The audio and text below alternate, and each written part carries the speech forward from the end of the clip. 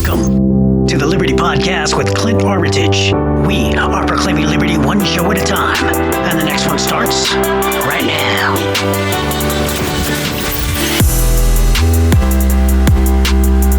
What's up? How's it going, everybody? Clint Armitage with the Liberty Podcast. All right, back for one more again. Now, this one's called Ask, Tell, Make, Amen. And it's kind of a mix of two things. We're blending some tactical concept from law enforcement and spiritual truths, I guess, or concepts. Okay. So again, ask, tell, make. Amen. Now, ask, tell, make is a tactical law enforcement concept. It's used to avoid having to engage in dangerous, violent altercations. It's a kind of a plan, a pre-planned, preemptive type of tactical concept to help you avoid getting in really, really violent situations that can be not avoided maybe, but it could be preempted, again, to avoid the actual getting worse and really violent and really dangerous. Okay. So when you're dealing with the suspect. So again, it's a preemptive tactical plan, and it's in 3 words. Okay. Like I said, ask, tell, make. Now the concept revolves around being quick and decisive so that when a suspect is unruly, they have less opportunity to be violent. Okay, because normally there's indicators, there's stages that you can identify. If you know what you're doing, you can identify these stages, these indicators, or what I call red flag indicators, that'll show up prior to them, acting, before the action, before the violence. Okay, there's always indicators prior to. We're humans and we always do that. It's just part of human behavior. You just got to understand human behavior and what shows up prior to actual violent actions. Okay. So again, it is used for unruly suspects so that they have less opportunity to be violent. Okay. Prior to them being violent, you can try to preempt that violence. So when I learned this concept a long time ago, I was like, hey, this is pretty brilliant, man. It gets you in there quick. If you follow the concept and you follow the steps, less chance for you to stumble, for you to hesitate, because it takes experience too to start to identify indicators and also experience that'll help you when to start that tactical plan or the ask, tell, make, when to actually implement all those things. But it gives you this step-by-step process that you can start to pick up really, really quick. Okay, so that's why I thought it was brilliant when I was taught it a long time ago. And again, it really works off of the red flag indicators that the suspect will show prior to being violent. This actual concept helped me avoid a lot of knockdown, drag-out fights because I was able to, not only me, but me and my partners were able to act on those indicators with the ask, tell, make concepts and get in there quicker than they could act. And there's another concept called the OODA loop, which maybe I'll talk on another episode here. That comes into play as well. But today we're talking about ask, tell, make. It's a progressive plan that's laid out in 3 stages. It's made up from basically 2 foundational elements. Number 1 is communication, and number 2 is decisive action. Now, when using these tactics, the first thing I would do, like say you're the suspect, right? I would ask you to relax and put down your fists, or just calm down, relax, take a seat, turn around, don't move, that kind of thing. What I'm doing is I'm asking you to comply with my instructions, okay? And if I didn't get compliance, pretty quickly, if I didn't identify you following my instructions, then I would move to stage 2. And stage 2 is the tell stage. Okay. And I would tell you, hey, relax. You need to relax. You need to calm down. You need to, put your hands down or get your fists, stop balling up your fists, that kind of thing. And this time my words are going to be you have a little bit more force. They may not be super forceful, but they also may be super forceful. It depends on what I'm seeing and how this person is complying or not complying. So I start out with asking. Then I tell them, and it may just be a firm like, hey, calm down. Why don't you sit down? Relax. Don't move. But it may be something where I'm actually getting these commands out very forcefully, okay? Because it can be that, and that's part of the tell stage. Now, you really can amp it up if you need to in that tell stage to get them to comply immediately. Now, when you deliver that tell stage, or whatever you're saying to them in the tell stage, it should be delivered with a sense of impending action. Like they know It's a warning. Something is coming next if they don't comply, right? So that's basically what's going on here. And again, if you didn't comply as the suspect, I would move to stage 3 and I would make you comply. And this is where I'd use an appropriate level of force, whether it be hands-on, whether it be a non-lethal weapon system, from pepper spray to taser to baton, that kind of thing. I would get into the make stage immediately. Okay, this moves pretty progressively, pretty quick, because if you don't move quick and be decisive, then you'll lose out on the opportunity and then violence can erupt. So you want to make sure you get through these stages pretty quickly, because you're gauging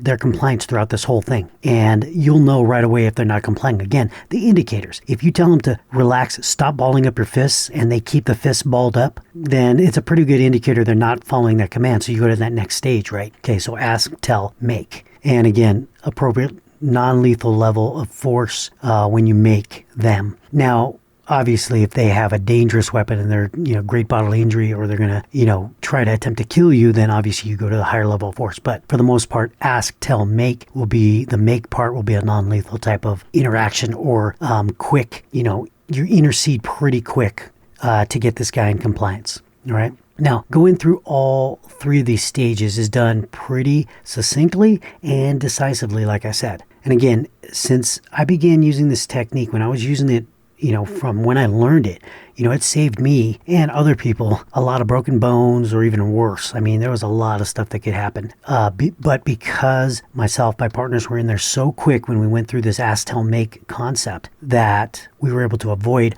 a lot of knockdown, drag out fights, like I said. So it works really well. And you can see that the progression always started out with words, right? Ask, and then tell, and then make. But again, the power in the concept actually derives from my words. Again, I'm respectful because I don't know them, but I'm meeting them for the first time or whatever, but I need them to comply. I'm still going to ask them to comply. And that is basically being respectful. And I ask them, I do it politely, right?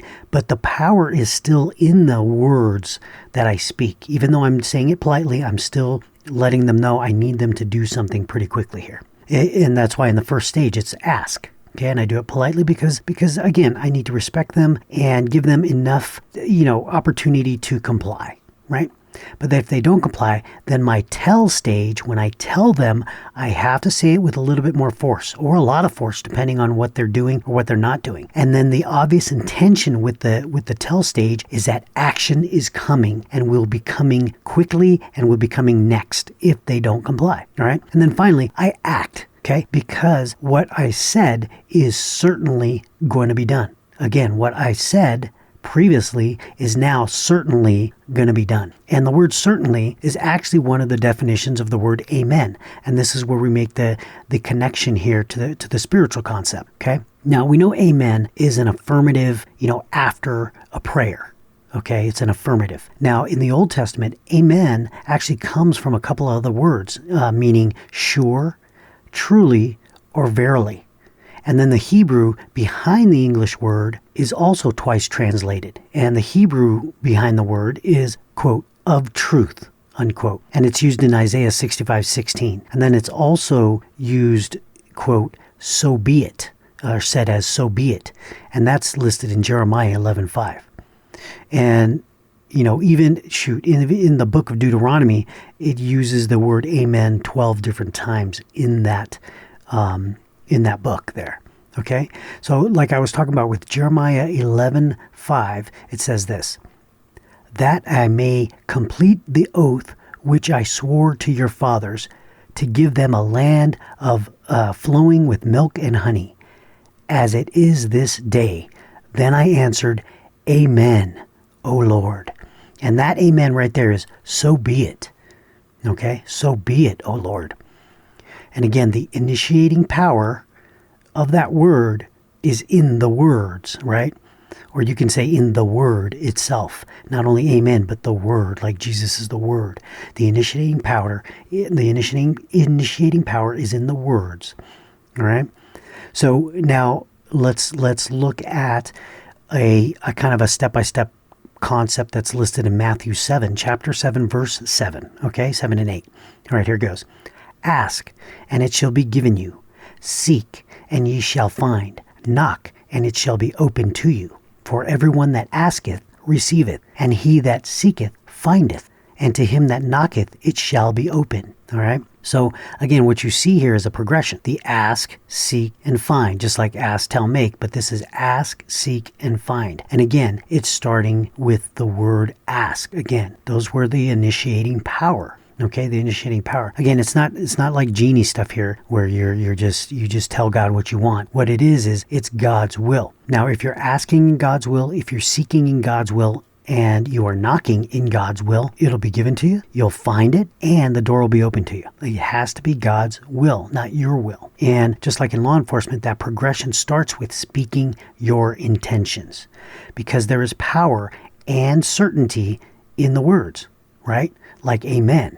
There's power and certainty in that word. Asking, there's power and certainty in that word. If you ask in God's will, power and certainty. All right? And now in Matthew 8, this is where there's a little bit more into that, and it talks about more power in the initiating words, right? Okay, so Matthew 8, here goes. And this is verses 5 through 13. And when Jesus entered into Capernaum, there came unto him a centurion, beseeching him, and saying, Lord, my servant lieth at home sick of the palsy, grievously tormented.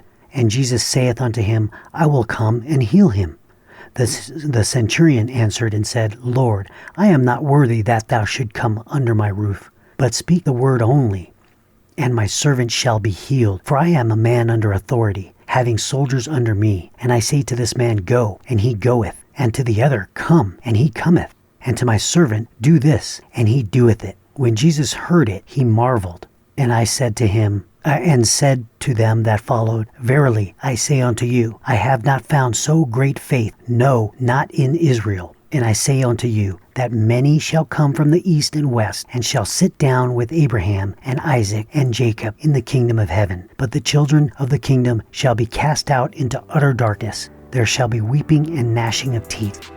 Okay, we're going to stop right there, and that'll be part 1, and we'll play the next section in part 2 of this episode, and so that'll be coming up next time up, which is in a couple days here. Until next time, stay safe, stay motivated, and keep seeking liberty.